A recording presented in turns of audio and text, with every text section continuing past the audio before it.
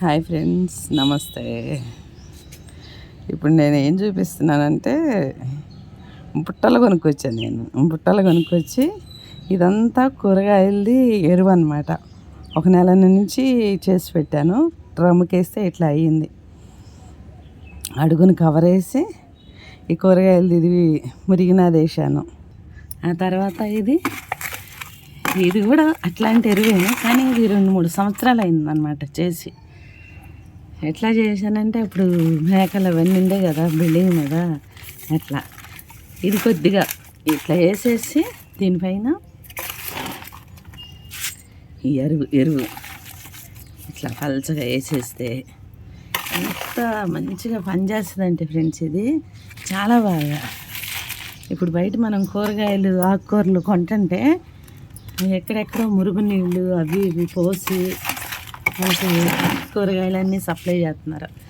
ఆకుకూరలకైతే మరీ ఘోరం ఫ్రెండ్స్. నేను ఎన్నోసార్లు చూశాను. అందుకే నేను చాలా సంవత్సరాల నుంచి అసలు ఆకుకూరలు కొనము.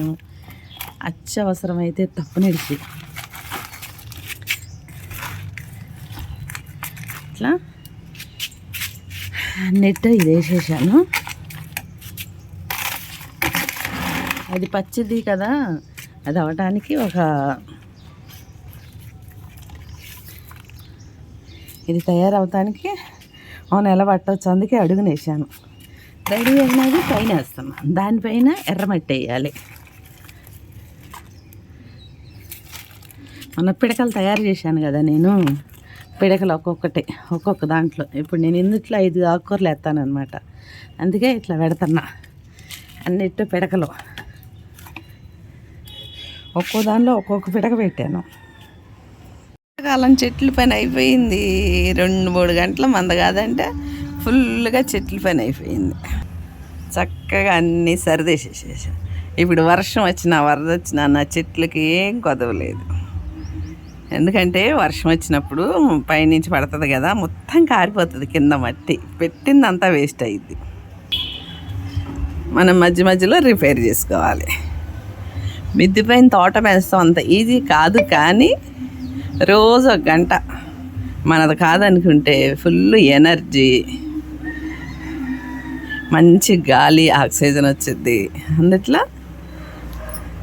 కావాల్సిన పువ్వులు, కాయలు, ఆకుకూరలు అన్నీ రెడీ అవుతాయి. కొద్దిగా మంద కాదని పని చేస్తే టైం మందగా. పిల్లల గురించి ఏమన్నా అంటే ఎవరికైనా కోపం వస్తే ఐఎమ్ సారీ ఫ్రెండ్స్. ఎందుకు చెప్తున్నానో తెలుసా? మనతో అవసరం ఉన్నంత వరకే పిల్లలు దగ్గర అవుతారు, మన చేత చేయించుకుంటారు, ఆస్తులు పంచుకుంటారు.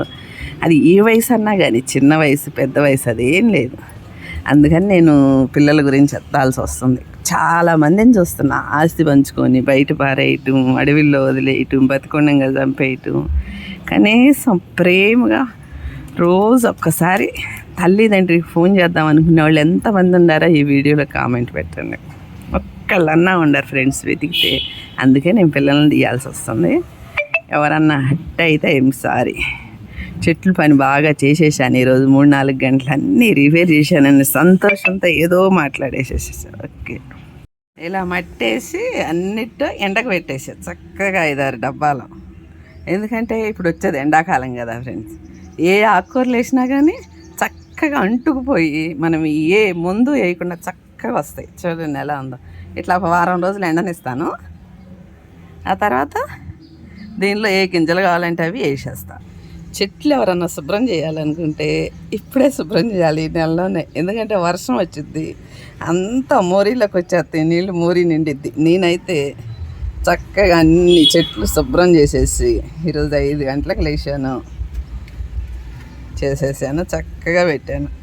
ఇప్పుడు ఏ గింజలు మనకి చేతికి దొరికినాయా, మార్కెట్లో దొరికినా తెచ్చి వేసేస్తా. చక్కగా 10 రకాల ఆకుకూరలు వేసేస్తా. ఇవి 10-12 ఉన్నాయి. ఈ పెద్ద పెద్ద టబ్బుల్లోనైతే పాలకూర, గోంగూర అట్లా వేస్తా. ఇక మనం ఏ ఎరువు వేయని అవసరం లేదు. దీనికి ఏ మందు కొట్టిన అవసరం లేదు. పురుగు పట్టింది అనుకోండి, అప్పుడు నేను వీడియో చేసి పెడతాను. ఎల్లిగడ్డలను, పచ్చిమిర్చి ఉడికించి కొద్దిగా ఆఫ నూనె వేసి కొట్టామనుకోండి, మంచి ఆకుకూరలు 5-6 నెలలు ఫుల్గా మనకి. మనము పిల్లల్ని పెంచి పెద్ద చేసి ప్రయోజకులు అయినా కానీ మనకి ఎంత థ్రిల్లు, ఇంత తృప్తి తృప్తి ఉండనే ఉండదు ఫ్రెండ్స్. ఈ చెట్టుల దగ్గరికి వచ్చి పని చేస్తే ఏమన్నా పెడితే కోట్లు గెలుచుకున్నంత థ్రిల్లింగ్గా ఉంటుంది. సారీ పిల్లల్ని అన్నానని ఎవరు ఫీల్ అవ్వద్దు, ఎందుకంటే వాళ్ళు పెద్దగా అవగానే వాళ్ళ పనులు వాళ్ళు చేసుకుంటారు. అసలు మనల్ని పట్టించుకోరు, మాట్లాడే తీరిక కూడా ఉండదు, ఒక ఫోన్ చేసే తీరిక కూడా ఉండదు. అదే మనతో అవసరమైందా టక్కనే ఫోన్ చేసేసేస్తారు. మనకి మనసాక ఓ పరుగులు తోలుతాం. అలా కాకుండా మీరు ఏమనుకోకుండా ఇలా చెట్ల మీద కొద్దిగా ధ్యాస పెట్టేయండి. కావాల్సిన కూరగాయలు ఆకుకూరలు మీ సొంతం. వీడియోస్ లైక్ చేయండి ఫ్రెండ్స్. Bye, see you.